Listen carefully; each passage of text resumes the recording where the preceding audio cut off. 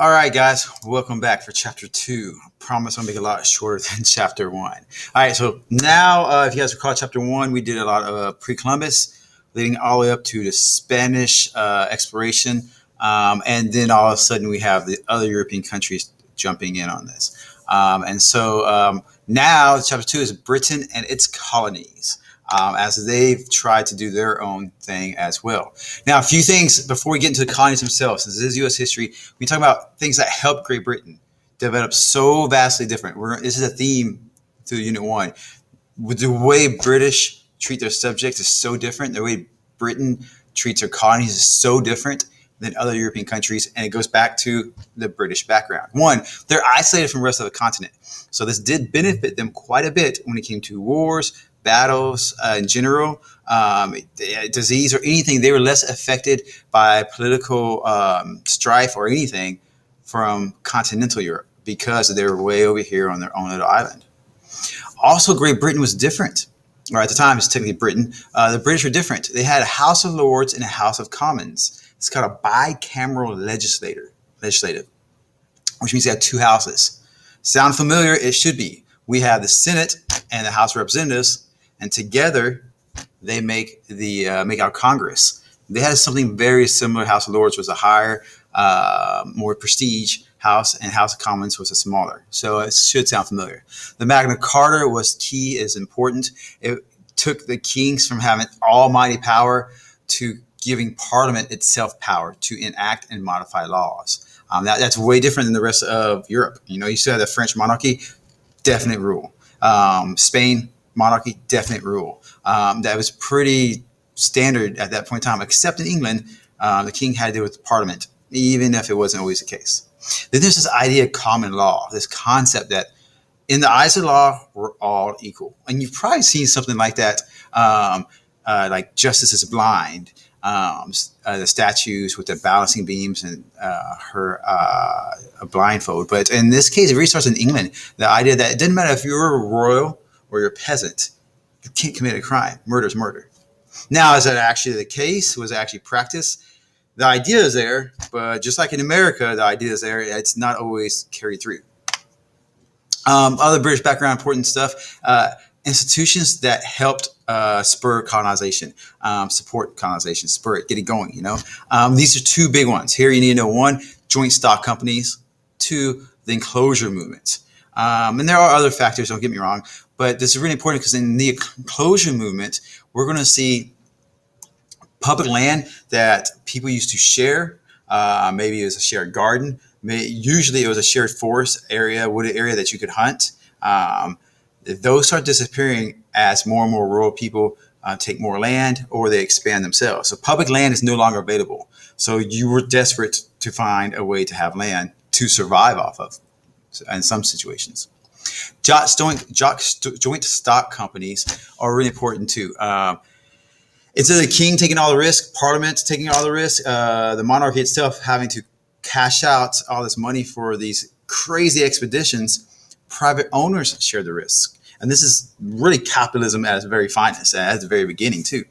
It's this idea that, say there's 100 of us, and we all get together and say, hey, we should explore. We can make money if we get a ship and we can get over across this ocean. And we all throw in $1,000. There's 100 of us. We all throw in $1,000. That's $100,000 total. And a company goes to us and says, hey, we'll start this company. We'll call it the Virginia Company. Okay, you each buy a piece of it. You each own together. It's a joint stock company, so each own a stock. Together, we join together. We're powerful, right? $100,000. That's enough to pay for this exploration, to pay the crew, the ship, and risk everything. And if they find gold and bring that gold back, there's 100 of us. We all pitch in 1/100th of the entire expedition, so we each get 1/100th of the gold back. So it's a risk. Owners take all the risk, but you're able to accomplish that instead of the monarchy taking 1 or 2 risks and going bankrupt and not having the money after that. Now, the monarchy and British monarchy is going to have some control, and they're going to get royal charters. And I like to simplify and say, I think royal charters are like kind of like a constitution, sort of. only it's not made by the people or self-governed. It's made by the monarchy. They're going to say, this is what you got to do. It's a royal declaration. You have to follow it. Okay. So those are two big institutions that help joint stock companies. And the biggest one, the two ones you probably heard of was Virginia Company. We know that from the state of Virginia, but also East India Company. You guys probably know that from Boston Tea Party. Okay. All of this, I'm going to get into when I go over this. I'm going to go over it fast. I don't expect you to recall this for tests, but there's a theme here I'm trying to present. I'm going to go over it really fast, but the theme here is that during 1600s, Britain is in chaos. There's no strong control. There's parts, maybe a decade or so, where it's kind of stable, but it all falls apart. Somebody else takes over. When you have different kings, different monarchies, or different dictators taking over, or rebellions, you don't have the same consistent control like you would like in Spain. The same, they treated colonies the same way again and again and again throughout 100 years. You have a different monarchy who looks at it differently. That's going to rule with a tight iron fist, and you have one that's going to relax on them, on the colonists. You have one that's going to try to crush them. You have another one that's going to ignore them altogether. It was inconsistent. The rule from Great Britain was so inconsistent because of civil war in the 1600s. First, you have King James I from the Stuart family, Queen Elizabeth. He promotes the divine theory of right, or theory of divine right. And in this is this concept that, hey, I'm here because God put me here. I'm supposed to charge you. It's through God's permission I'm here. I'm only here because God let me. If God didn't want me here, he would take me away. I wouldn't be here. So that's this theory of divine right. It's going to pass on generation to generation. That's God's or supreme leader, whoever, what religion it might be. That's his concept. Now, keep in mind, this is Church of England, also called the Anglican Church. That's the main denomination of Christianity in England's following. Remember, they broke off from the Catholic Church. We talked about it in chapter 1. Now, he pretty much puts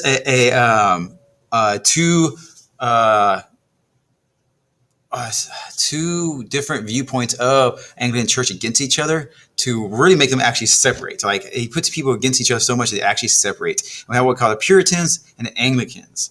Anglicans, Church of England, they're the original ones. They branch off from the Catholic Church. But you have the Church of England, Anglicans, and then you have these Puritans who just wanted to fix things. They didn't think it was right. They wanted to purify the church, get rid of anything that reminded them of the Catholic Church, anything at all. He is going to pretty much swear to banish Puritans, makes life difficult. And this is a point in time where when in America we get this idea that, hey, freedom of religion, this is why people left. It is right here. In this case, this is why Puritans would eventually flee England, as well as Pilgrims too. So he really upsets the Puritans, so he loses support with them. Then he upsets his own people, the Anglicans, the Church of England, when he stops fighting Spain, because Spain is Catholic. And at this point, it almost seems like a holy war. Even though they're both Christian, for some reason they both, Catholic Spain and the Church of England, thought that they should fight it out, and the countries represented their denominations. So when he stops that war, all the Anglicans who hate Catholics in England were upset with them. He does have a son, Charles I. He's also controlling, more so to the point where he's going to get rid of Parliament altogether for about 11 years. You have no Parliament. He taxed whenever he wanted.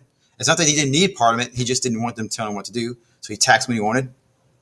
He's also going to allow the open persecution of the Puritans. His father, King James, has really talked this up, and now Charles I is going to follow through with it and openly persecute Puritans who are against the Church of England, or just want to purify it, make it better. Things escalate to a point. 1638, Scotland, under British control, rebels. Charles is going to reinstate Parliament. And the only reason he does that is because he needs to raise taxes, a large sum of taxes, and he's only going to do that if he gets Parliament behind it. He reinstates Parliament, asks them to raise taxes so they can reconquer Scotland and put down the rebellion. Parliament refuses. So in a show of authority, he tries to arrest 5 members of Parliament, and that just upsets people even more. Parliament will eventually raise their own army. England will have a rebellion, and you have a actual physical civil war. In 42, the King Charles is going to be captured in 1646 and beheaded in 1649. That's a big deal when you actually have royalty beheaded. We always see it all the time, like in the movies and the cartoons. We're like, okay, yeah, no big deal. It happens. It's a pretty big deal when it happens. In this case, Charles is going to lose everything. 1649. So about halfway through the 1600s, you can see the chaos. Enter the next guy in charge. He's not king. They don't want a king. Instead, Parliament's army has a leader, and that's Oliver Cromwell. You may have heard of him. He's kind of a famous guy. He was commander of Parliament army, like I said. He takes control, and becomes essentially a military dictator. This isn't uncommon to see military leaders take control of the country after a rebellion. Technically, George Washington was the leader of the Continental Army. And several years later, he's elected the first president. He is voted in. It is peaceful. It's not a dictatorship. It's not controlled. Cromwell is. Cromwell calls himself Lord Protector. He has this idea that I'm doing this for the good of England. It's stressful, but I'll do it for you guys. He is religious tolerant to both Puritans, Pilgrims, Church of England, of course. Doesn't like the Catholics too much. By this time, they're a minority in England, a very small minority.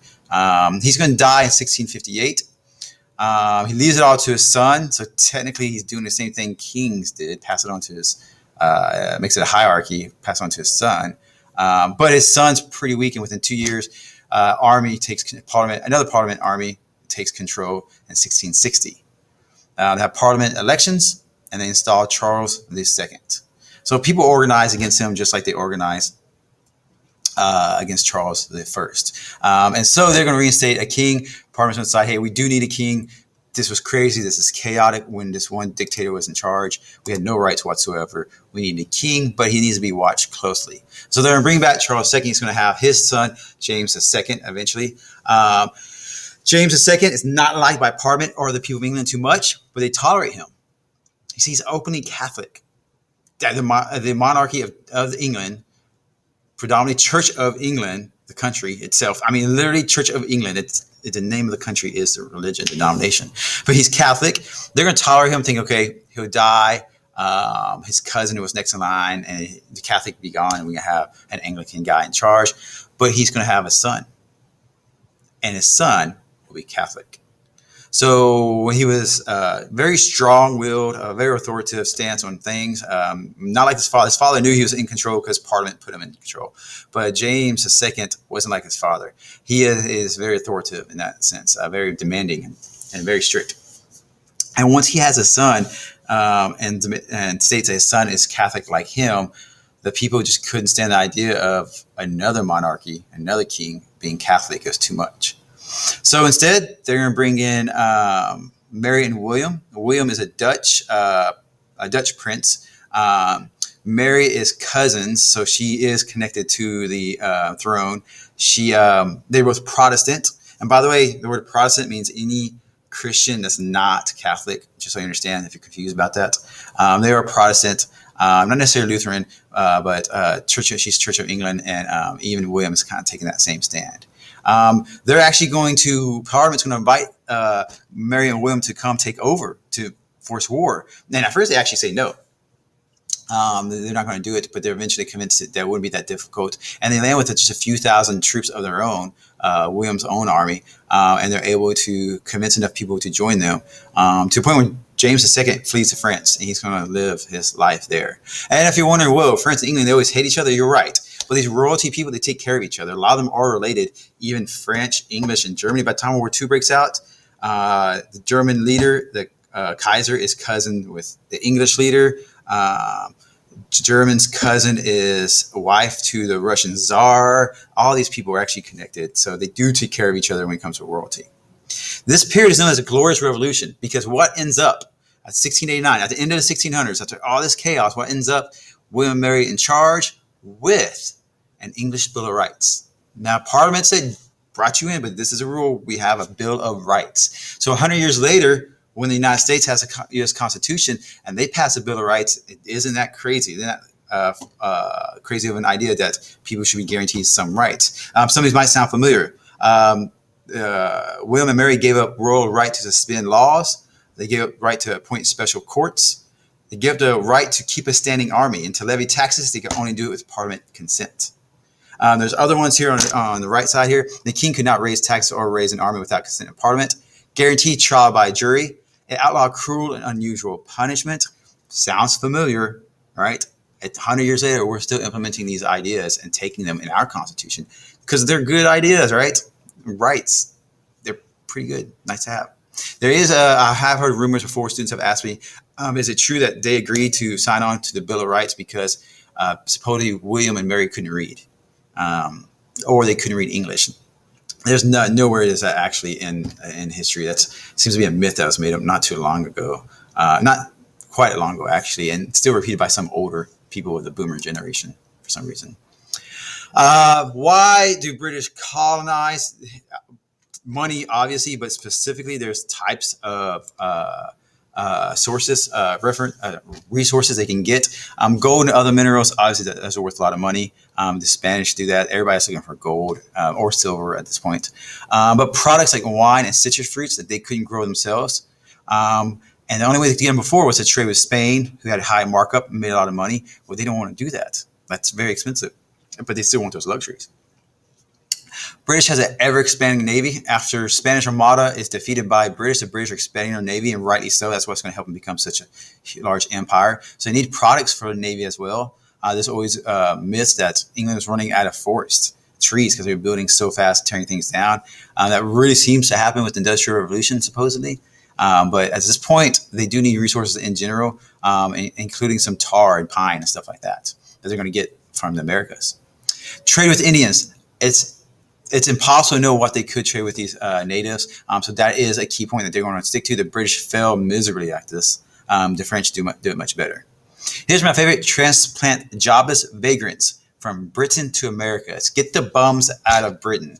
It sounds like a campaign slogan for a certain political party. All right, so we're going to pick up with Virginia now. We're going to go through several of the colonies, not all of them, but some of the bigger ones. So Virginia obviously is an important one. It is the first colony established in the Americas from the British, especially for U.S. history, right? You probably know the story or some of it or heard some version of it. This isn't the first colony, right? The first colony was Roanoke from our last lecture, if you guys remember that one. But 1607, we're going to have about 105 men and boys. We're going to embark and reach Chesapeake Bay. Now, it takes them 4 months at sea, and you're wondering, okay, 4 months at sea, how bad is that? Columbus spent 30 days, and he didn't know where he was going. He just sailed in a direction. To give you some idea, these guys ended up all over the place. If you look up a map, they're all over. Chesapeake Bay wasn't even their target. They were to go further south. But nonetheless, they end up at Chesapeake Bay. If you look at the map over here to your right, you'll actually see that they go inland, right? They're not just simply staying on the outskirts. They got to go inland. And back then, a lot of people don't realize this, but you have to avoid the French. Like if the French are exploring this area and you have a fort here and you got 100 guys protecting that fort, men and boys, you're not going to make it against a French fleet or just a couple of French ships are going to attack it and do what they want. So the idea was to actually hide a little bit. That's why Jamestown was farther inland. It is a horrible area. If you know anything about if you've ever been to this area in DC in summertime, it's so swampy and humid. We're in Texas and we understand how bad it is there. Here, just it's pretty bad there too. So it's actually not the best place. But they expected to find some gold, easy money, hopefully some friendly Indians. Instead, they found disease, drought, starvation, and lots of death. When they do arrive, there are the Powhatan Indians there. When these people were well organized, 10,000 total, over 200 villages. Just to put in perspective of how much control the chief had and how, and it doesn't appear to be a forced aggressive. It seemed to be willing and appreciated. He collected tribute, 80%. 80% of all the corn growing villages went to the chief. Now imagine if people would pay 80% in taxes now. They wouldn't, right? That's unheard of. But it wasn't, when we look at records trying to see why they did this, it wasn't they were scared of him like the Aztecs would be, like the Aztecs controlled Central America or Central Mexico. It's more or less because it was, we didn't need this, let's help somebody else out. It's an interesting concept. But nonetheless, the English don't understand that when they get there, right? One guy's going to stick out a lot is one you've heard of, Captain John Smith. He's going to practice self-promotion and leadership. He's going to take the reins. These men and boys that came, most of those men were like better off. They were middle class or above middle class. And I'm going to tell you, common sense would dictate this. If I'm going across the ocean to a land not occupied by anybody, I'm probably going to want to bring farmers, blacksmiths, tansmiths, guys who work with leather, doctor maybe, hunters, and people that could build stuff. You wouldn't want to take people who are lawyers, people who were merchants, sold and made profit off buying cheap and selling more. You wouldn't want to take that, but that's what they did. You think about it, those are the people that could afford to go. The people that could buy into a joint stock company that could afford that ticket were probably better off than the poor blacksmith, right? But that's who you needed. But that would make sense why out of the first 9 months, only 38 out of 105 survived. And the famous quote John Smith establishes when he takes control is, "He that will not work shall not eat." Keeping that in mind, that you rich bums, get off your butt, grow some food. If you want to eat, you're going to have to work for it. And obviously, when you're down to 38 out of 105 people, your second attempt at a colony is holding on by a strand. 38 people, that's it. That should put into perspective something for you at least. Okay. The settlement of the British colonies, as we move on to Virginia, they barely make it. 1609, England's going to send some more.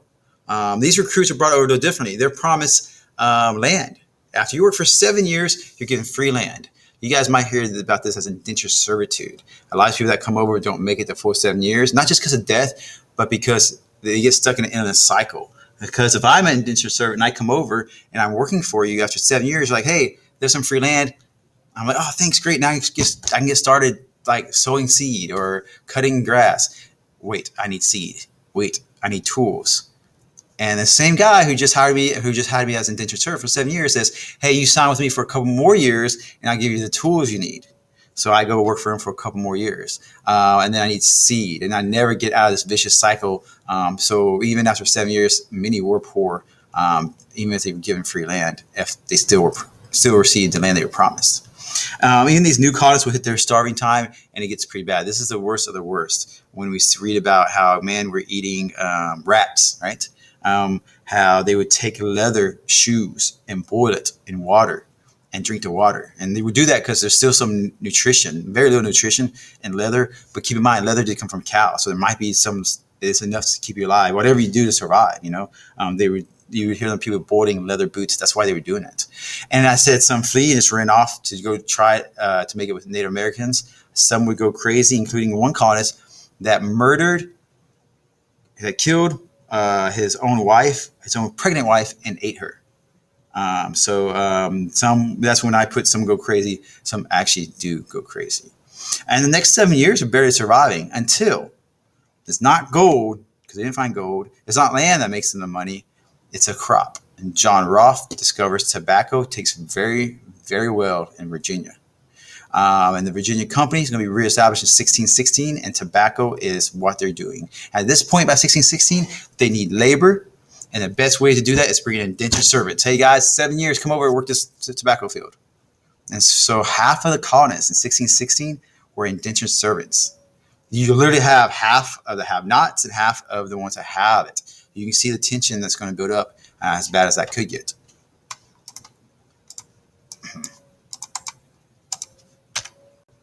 Sorry about that.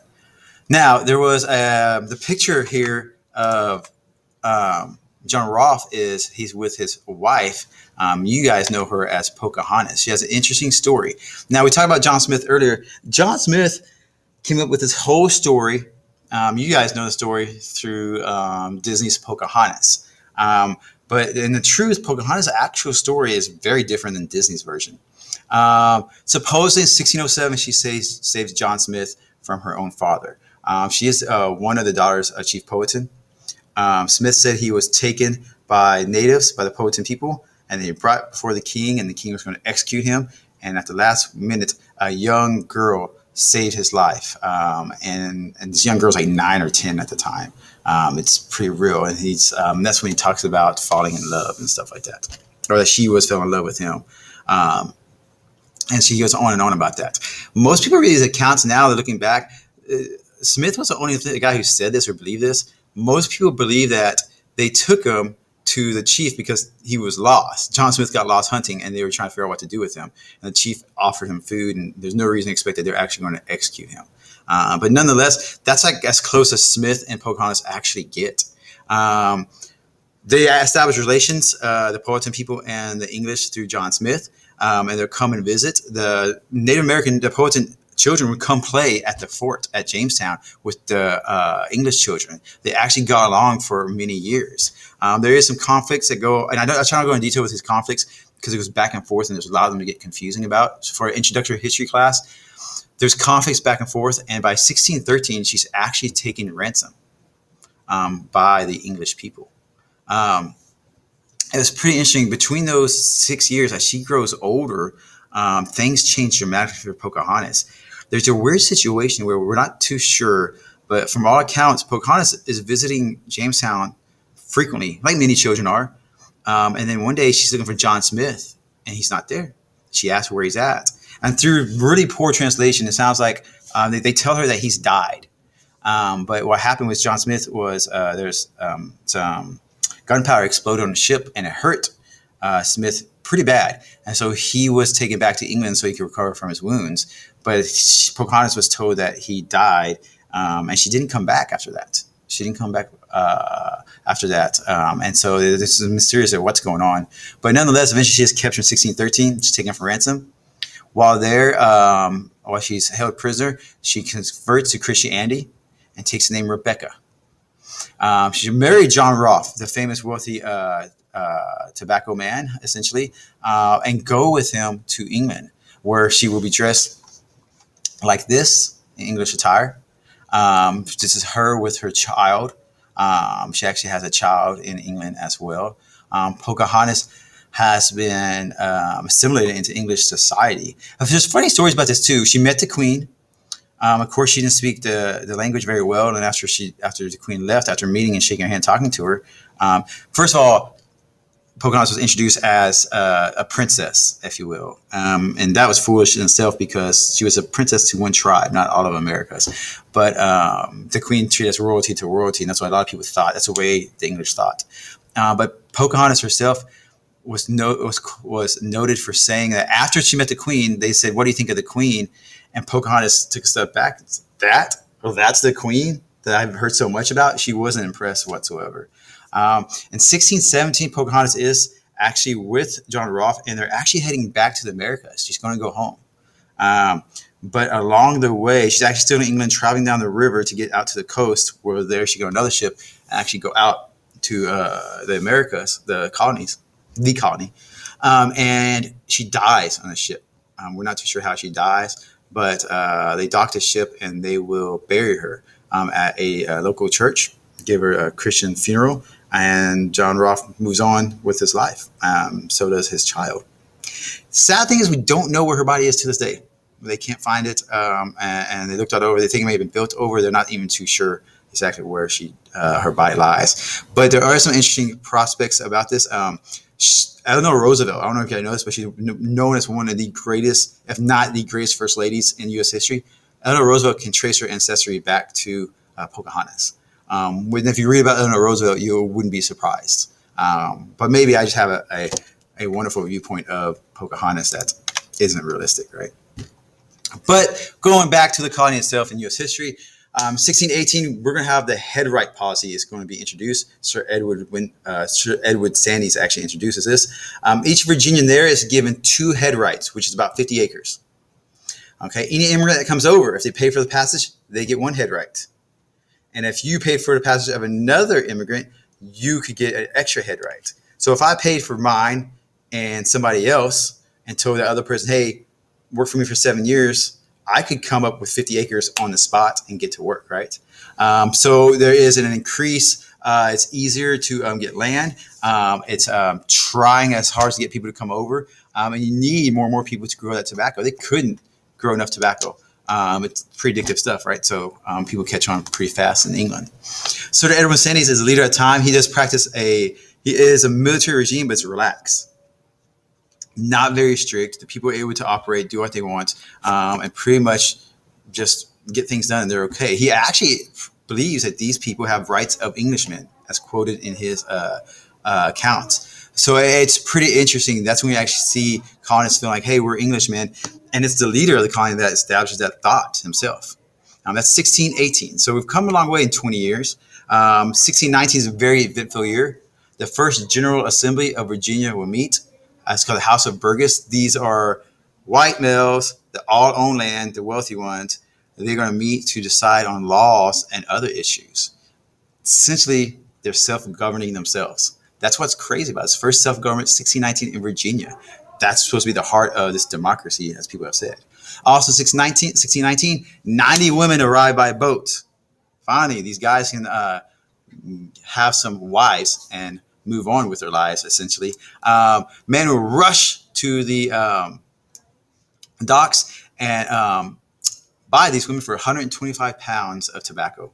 So next time my wife misbehaves, I'm going to tell her, I'm going to sell you for 125 pounds of tobacco. That's what you're worth, 125 pounds of tobacco. Also in 1619, sadly, we see the first recorded amount. The Dutch, of all people, bring the first African slaves, 20 of them, to Virginia in 1619. And this is why there is a program that just came out by the New York Times called 1619. And it introduces America's history not in 1776 as the beginning, but actually 1619. That's everybody's. So it's a pretty good. It's got a lot of really emotional stories and stuff like that. It's actually a heated debate among politicians right now to use it or not. But it is. These are three big events. In bold, obviously, these are the historical central events. The women arriving. That's pretty important for them, but we're not going to ask that on a test. That's not historically important. Just keep that in mind.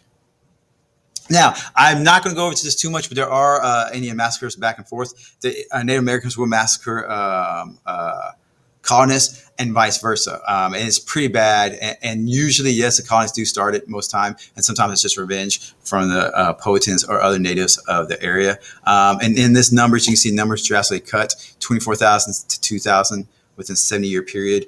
1607 to 1624, the total number of colonists who migrated were 14,000. And that less than 20 years, 14,000 come over, but only 1,000, only 1,100 are still alive in 1624. Not very good when, like, back in 1608, Spain has like 3,000 Spaniards in the desert. They're doing that in New Mexico desert. So just to put it in perspective, it's not going that great. 1624, the Virginia Company is dissolved. It's no longer a company. And instead, now Virginia is an official royal colony. Big difference. Now you have to answer exactly to the king. Okay. Now I have their social inequality question mark, because there's a fact that we need to address. By 1676, a fourth of all freedmen were landless. I mean, all those men that were promised land once they were served 7 years, they don't have any land. A fourth, 25%, don't have it. That's a huge number of people. Earlier we talked about half and half, but when half are indentured servants, they have this idea that eventually I will be free. These guys are free, and they don't have the land that was promised to them. That's 25%. They're furious and outrageous. Why is there no land? Well, they're told not to go past certain borders. There are Native Americans in other areas. You go past those certain borders and take that land. That's Native American land, and then retaliate. And that was a big issue that kept happening as we talk about these massacres. This is one of many issues. But that's going to be huge, because a fourth of all free men are landless. We're going to see that play out in the most famous at the time, Bacon's Rebellion. Nathan Bacon was a freedman who didn't have land, and he was upset. We believe he did kill Native Americans and take their land before this rebellion, but things are tough. 1670s, they're demanding land. Bacon riles up the poor guys. He riles up and gets the freedmen upset about this, and he's going to get them to follow him in a rebellion against Virginia's leadership. That time is the governor of Berkeley, is the governor of the time. Bacon wants an Indian genocide. He says, kill all the Indians, take their land. Governor Berkeley says, you can't do that. Not because Governor Berkeley is a good guy and he's smart and he's like, hey, that's wrong. You can't kill other people. But because Berkeley had a nice trade system going with the natives, and he didn't want to mess that up. So again, money rules the world, right? But Bacon would take it straight to Berkeley, will burn Jamestown, And he actually is really successful. But a month later, he actually dies. Once Bacon dies, the rebellion falls apart without his leadership, like many small rebellions typically do. Berkeley will gain control, and he'll hang 23 so-called rebels to prove a point. The king is actually upset about this and calls Berkeley the fool. He goes, because you just hung 23 barefoot so-called rebellious people, so rebellion, supposedly, but what you really did was just piss off a lot more. He thought Berkeley was a fool, and actually Governor Berkeley would be recalled at this point by the king. A royal commission would be put in place to make peace with the Native Americans and promise not to go on their land, try to fix the things that Bacon and his people had done. And essentially, how bold it here is a key takeaway from this. The rebellion by landless whites convinced many it was better to bring in African slaves, because 20 African slaves from the Dutch was not a problem at all. Any African slaves that were brought over, they couldn't run away. They didn't know the land like Native Americans did. They didn't even know the language, so even they could get away. Everything was foreign. They couldn't figure it out. They're not promised land. They're not going to be upset. They're not going to rebel. Many of these people have never even touched a gun before, even though one's been pointed at them their whole life. But Bacon's Rebellion is often known by historians as convincing the people that indentured servants isn't the way to go. It's African slaves. And that's when we see an increase in slavery in Virginia by huge numbers. All right, we're picking up now with Maryland. Maryland's pretty short, cut to the point. This is the first colony that's owned by one person. It was given to Sir George Calvert. First Lord of Baltimore was his where he's known from. That's why we have Baltimore City, if you're wondering. He actually found this as a refuge for persecuted English Catholics. If you look at these dates when these colonies were formed, you can see how some, and it makes sense how this was for Catholics. This was a time period where in England Catholics were persecuted, but they had favoritism, I guess, if you could say, in the higher ups in the parliament. So they were able to get their own colony, and it's for Catholics to find a refugee. So Maryland, boom, perfect example of a colony that was found for religious freedom, right? So that's a fair statement to say colony of Maryland. Virginia was not founded for religious freedom, as some people like to point out. It was founded, as George Rolfe said famously, founded upon smoke, being tobacco. So there are so every colony is vastly different when it comes to their foundings and why. This one, the big takeaway from this, tobacco took pretty well soil in Maryland. Makes sense. It's just slightly north of Virginia here. Maryland does have a lengthy coastline. You typically don't think so, but this is very lengthy because it goes all the way up and back down. So it's great with trade to get farther inland. And you can trade all the way down before you're coming out to sea in large ships. You don't have to have a small ship. You don't have to navigate a river. It's a very huge coastline. So that actually is a big deal for Maryland and why those are so successful. These are also called the Calverts, but they were English Catholics. The first colony founded by one person. Plymouth, you guys may have heard of Plymouth, never becomes its own state. That's why it's kind of weird, right south of Massachusetts Bay to the right of Rhode Island. New England colonies were different. It's middle-class immigrants, guys that could read and write sometimes. The soil's not as fertile, so there's not a lot of agriculture up here. And that's also shorter growing season, which means that your summers are shorter, so you have less crops growing and picking. So your growing season is less, so you can't rely so much on survival of just crops. You're expected to live longer. Disease is less rampant in colder areas, which we're hoping we see this winter with coronavirus, right? By mid-17th century, when we say 17th century, we mean 1600s, there's 21,000 colonists in New England compared to 120,000 in the Chesapeake Bay colonies. So things do grow quite rapidly once we get when you get up north after a period of stagnation from these colonies. Now, the Pilgrims of Plymouth. Pilgrims are like, I always say, they're the extreme versions of Puritans. Puritans and Pilgrims are not the same thing. Do not get that confused. As a matter of fact, you can call Pilgrims separatists, nonconformists. They gave up on the Church of England. All right, sorry, keep getting interrupted. All right, so the Pilgrims want to separate 100%. You've got the Church of England, you got the Puritans who want to purify it, make it better, And you got the Pilgrims that are just like crazy far out there. And this is a list of all the things they want to get rid of, from holy water to the kneeling for communion. They call it the worship of saints. I know they're not actually worshiping saints directly, but there's all these ideas they gave up. And when you say that they want religious freedom, they had that in Holland. They were there for a year in Holland, but they quit after they didn't like their neighbors who were ungodly to them, because their neighbors were Jewish, because Holland let anybody practice any religion. But that's a whole different story. But these are Pilgrims. They're separatists. They want to separate totally.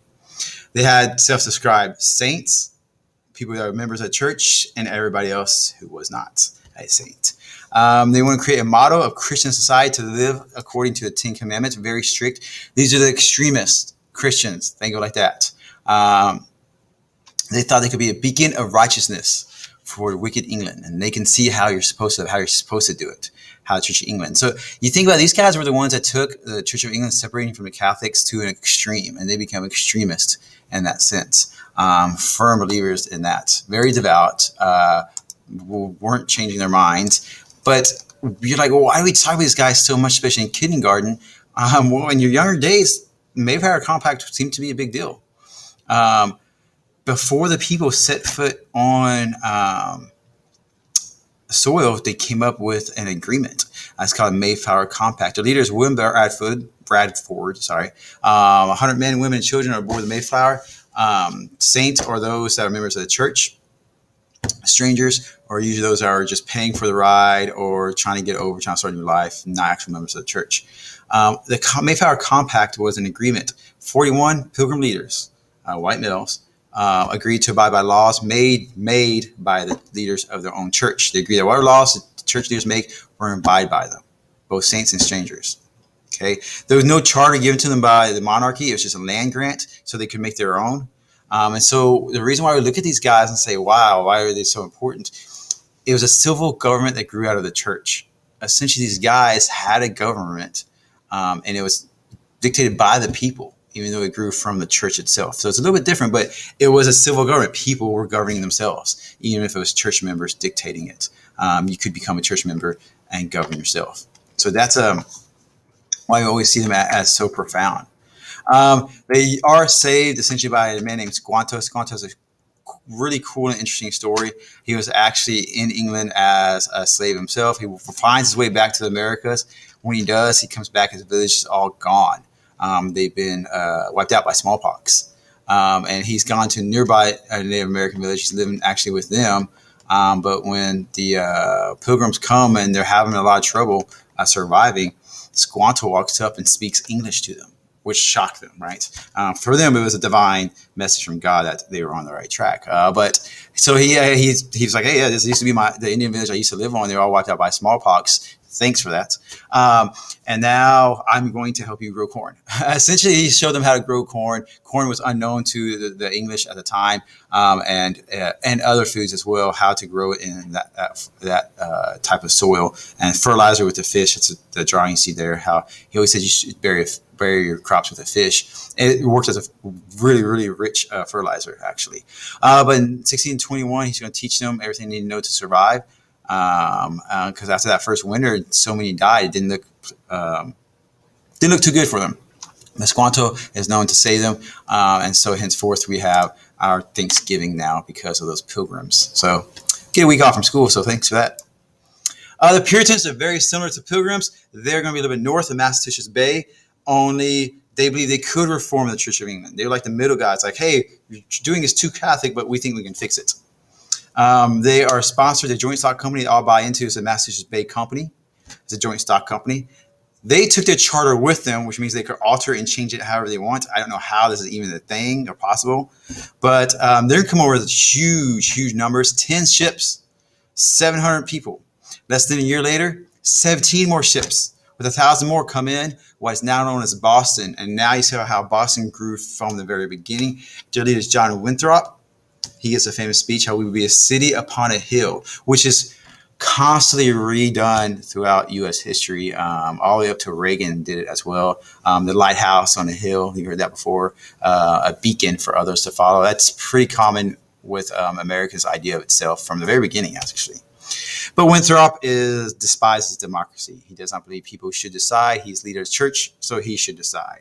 And Winthrop will be a horrible, horrible person, actually, in his whole life. And if there's special parts of hell saved for people like him, he's up there with Hitler, I'm sure. Over time, Massachusetts Bay Colony, you see these numbers. Let me move my big head out of the way. But you can see the numbers in Massachusetts Bay rival that to the islands. And the islands were big for the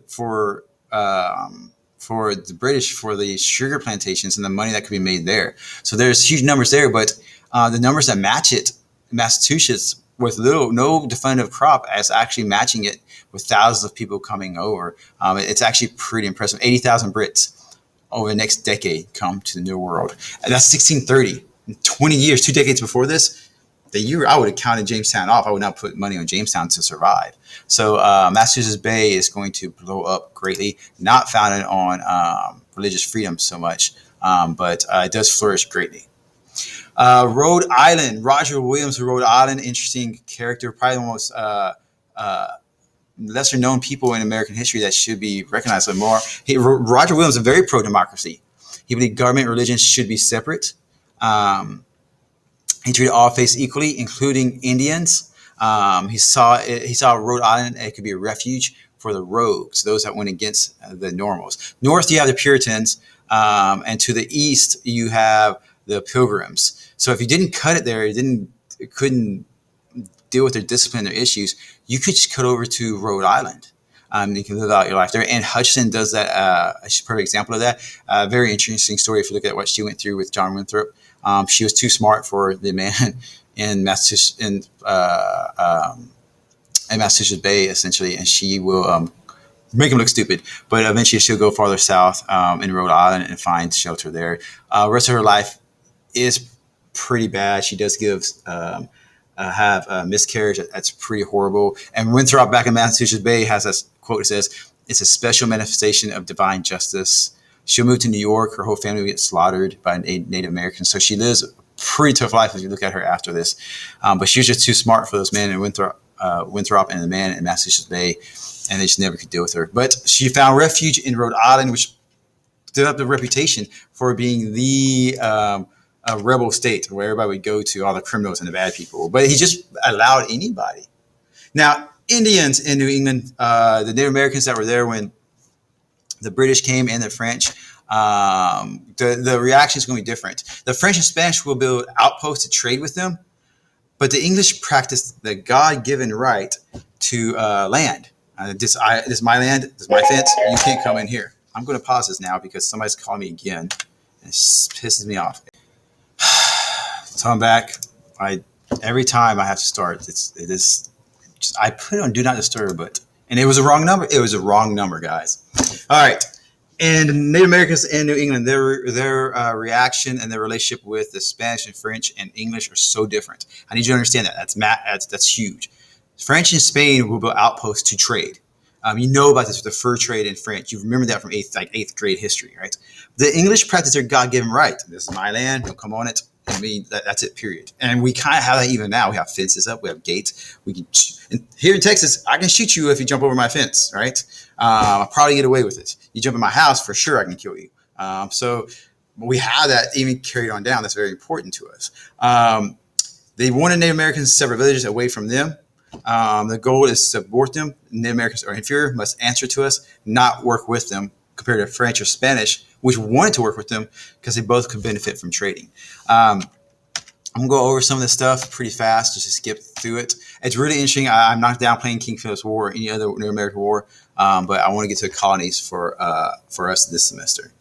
All right, the Carolina colonies are pretty interesting. It starts off as one colony as whole. The North ended up being more scattered farms. The South, they're recruiting British because they want to replicate the sugar plantations in the Caribbean islands. They also want to do it in South Carolina.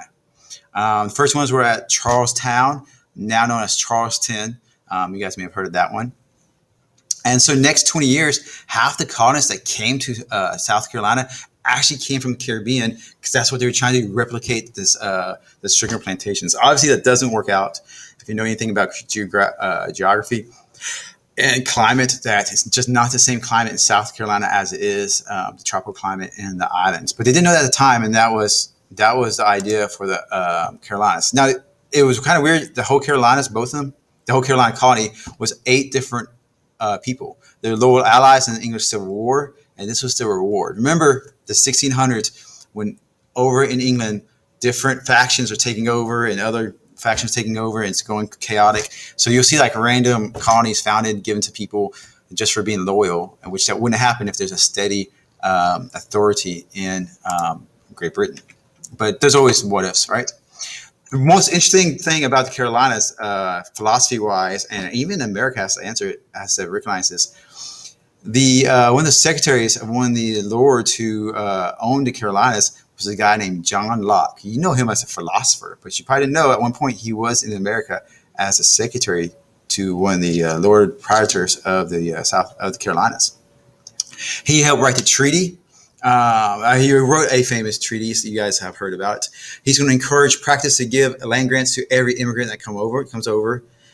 Convince those in South Carolina to practice religious toleration, even to the Jews and the heathens, Native Americans at this time.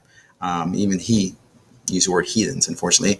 But Jewish people were often looked at very poorly. And we talk about them a little bit briefly, but even as far back as this time period, Jewish people were confronted with anti-Semitism. I'm sorry, I didn't mean to put my head on his head the whole time, but that's John Locke. You guys know him. Life, liberty, and property was his actual phrase. Thomas Jefferson rips it off, changed a little bit, and gets away with plagiarism, which you would never get away with that, but Thomas Jefferson can in the Declaration of Independence. Now I'm going to move on. The Carolinas, the whole trade thing is focused on deer at first, and there's so much deer when you look at the numbers, and eventually does go to actually people, and they actually start taking Native Americans as slaves there and trying to transport them to the Caribbean. It fails miserably. Another colony that ends up eventually being English colony is New York, originally known as New Netherlands. You can see New Sweden and New Netherlands on this map here. This is modern day New York, right? What's interesting about this is how this is actually formed. The Dutch, or Holland, financial giants, hugest, largest merchant ships. Like not the largest navy, but merchant ships. I mean, they brought goods to sell, huge numbers, all owned by people, not all owned by the country itself, the government. But they all owned by people. So there's so many merchants from Holland. They're going to establish this fort on their own, and they actually start by buying the land of Manhattan for $1,000 from local tribes. They believed in buying it. They call that New Amsterdam inside New Netherlands. Not very creative when it comes to their names, right? They just kind of steal from Europe and put it over here. New Sweden is a little bit farther south. They're kind of funny. They do eventually butt heads with the Dutch and practice what we would call commercial warfare, competing with each other, not actually fighting, but competing with each other to put each other out of business and try to get the actual business from Indians and trading from everybody. The one thing we talk about New Sweden that they give us is the log cabins. They brought that idea over, and it kind of stuck. You know, Abraham Lincoln probably appreciated that. And supposedly Santa Claus. We believe Sweden came up with Santa Claus and brought that over as well. But whatever. You can see how they're starting to really butt heads. It should have been obvious. The English is slowly spreading over to the Dutch over here and New Netherlands. It's just a matter of time before they butt heads. And this is how it happens. It's pretty simple. When the Dutch, New Sweden, when they bring people over, it's kind of like the same feudal manor thing, like peasants come over, work this land, everybody works with everybody. But it became so ethnically diverse because all they cared about when you talk about the Dutch or New Netherlands or any of those countries is that Holland is that make money. That's all that matters, make the money. So you can be ethnically diverse. These guys were pure capitalists at that heart, however you make money. What happens with the fort of New Amsterdam is that it's so ethnically diverse, nobody really feels a true allegiance to the Dutch. So the British will roll up in a few ships, point their cannons at the fort, say, surrender this fort, the English are taking over. The Dutch commander at the time, he's going to try to get people rallied to help defend the fort and beat these British. He says, we can do this. He can't get people rallied. Nobody cares. People are like, whatever, it's a Dutch. As long as the British trade with me and I can still do business, I don't care. And so essentially that's how the Dutch lose New Amsterdam, and it becomes New York, because the guy who suggested this to the king was a Lord Duke of York. And so he suggested this. So they name New Amsterdam, they rename it New York after him. Stuff that is left over from the Dutch, Wall Street, Broadway. Again, argument about Santa Claus being from either Sweden or the Dutch, but I've seen it. People say it's from the Germans too. Depends on who you ask. And famous family names such as the Roosevelts and the Van Burens, both presidents, and many other ones. Wall Street was the street of the wall, and later on we know Wall Street as the business sector, right? But yeah, not a single shot fired. New York rose up, and English rolled up, turned New Amsterdam into New York, just like that. It's kind of crazy and sad, right? That it happened so easy for them. I do have a little bit more about the first Jewish people to come over to Americas. It was to New Amsterdam, because that's, like again said before, the Dutch, they often practice religious tolerance with anybody. And 23 homeless and poor Jews arrived from Brazil. Long journey from there. The church asked the local Christian church asked the Dutch director to expel them. He said Jews are deceitful, blasphemous. This is a time period where Christians hated Jews more than anything. But the Dutch India Company disagreed. They said these people are valuable employees, and they can actually help us out. And even 100 years later, after this, 1654, 100 years later, Jews only represented 0.1% of all the colony's population. That's how little Jews were actually welcomed in America. So we can't say it was religious freedom for everybody, right? People worked very hard to keep them out to that point where it's you take 1%, divide that 1% up by 10, and that 1/10 is actually how many Jews represent the whole population. So the freeing first arrival of Jews seems to go unnoticed as well. The Iroquois League, they are a problem for New York. The Six Nations actually will get together and form. They will have actually like a constitution on themselves. They will play the British against the French. When the British rolled up and made allies, the French rolled up and made allies. It was the Iroquois League that actually was the ones that did not get along with the French. They were the few that actually sided with the British. And that goes back to some disagreement, and supposedly some Iroquois were killed by mistake. And so at first the French and them did not get along. And these guys were actually pretty smart playing the British and French against each other. But they were the one tribe that the French didn't get along with. They joined the British almost immediately, the British side of everything. And you actually see this is the area here, the Great Lakes, a little bit north of New York. It's your border of Canada and the United States. Again, that's why it becomes a French versus British issue, using Native Americans to help them. Pennsylvania is an interesting one. This guy may look familiar. I don't know, maybe he looks like, I always wonder if you guys know anything about life, but the Quaker Oats guy. Let's see, and it's so fast. So public education pays for it. The Quaker Oats guy, you might know him. If you think he looks similar to him, you are right. He is a Quaker himself. This is William Penn from Pennsylvania. Technically, his father was an admiral during a stint in the English Civil War, and his father was given all this land, a land grant pretty much. His father dies, and his son tries to take over, and at first they actually tell him no. The story goes, they reluctantly finally gave William Penn this land. It's like, yeah, go at it, fine, whatever, only because who your dad was. It was supposed to be for your dad, not you. But they still give it to him. He's going to inherit everything from his father, and he starts this colony, now known as Pennsylvania. He encouraged diverse faiths, like literally sent out pamphlets to get people to come from all over. Diversity was big on him. Had 1,000 people by 1681, all coming over on their own, not organized, huge ships or anything like that. The rowing town at the two rivers, he would call it Philadelphia, where these two rivers met. And that was known in the local tongue as City of Brotherly Love. And William Penn paid Native Americans for his land and even learned language.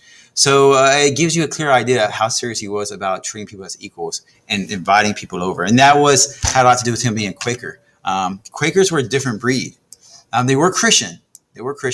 But they emerged from the English Civil War as technically pretty radical. Like you're like, okay, Ms. Brown, you said the extremists were the Pilgrims because they want to separate. You're right. But the Quakers' ideas were radical.